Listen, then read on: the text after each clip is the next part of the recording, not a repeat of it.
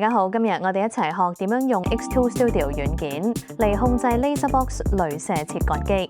首先，我哋下載 X2 Studio 軟件，我哋去 X2 網頁，撳上方嘅軟件，然後選擇 X2 Studio， 撳下載，然後根據你部電腦下載咩安裝軟件，安裝好之後就可以開始使用啦。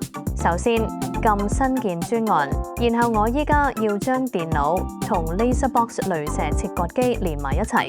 首先，鐳射切割機要用 USB 線連接電腦，你要撳右上角嘅選擇設備，然後等佢揾個設備，揾到就撳連接。如果你係第一次用，你係必須睇佢嘅安全意識培訓課程嘅影片。喺整之前，記得擺塊板喺鐳射切割機，同埋記得開個空氣過濾器。跟住你會發現個背景黑蚊蚊，見唔到塊板。你需要撳呢個掣更新翻個鏡頭，然後就選擇你嘅材料。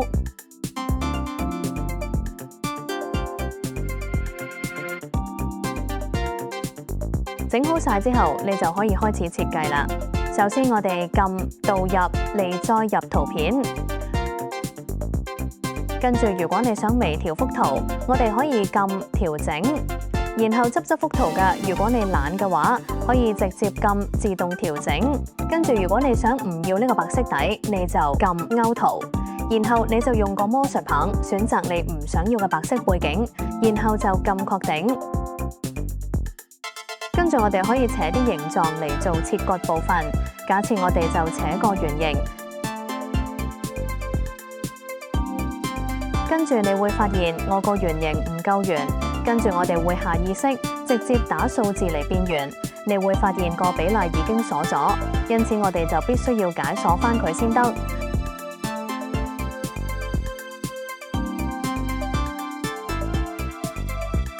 如果你唔想要圓形，想係圍住佢條邊，咁就需要撳位移，然後設定佢轉過係點樣，同埋離幅圖幾遠，設定好就撳確定。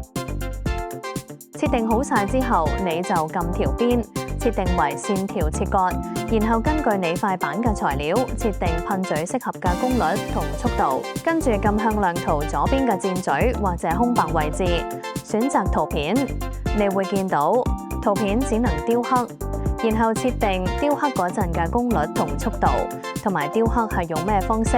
設定好晒之後就可以撳加工，你可以撳預覽加工路徑，睇下佢大概點樣。冇問題嘅話就撳開始，個檔案就會傳送去激光切割機。傳送到部機，佢係會着藍色燈，你撳呢個掣，佢就會開始切割同雕刻啦。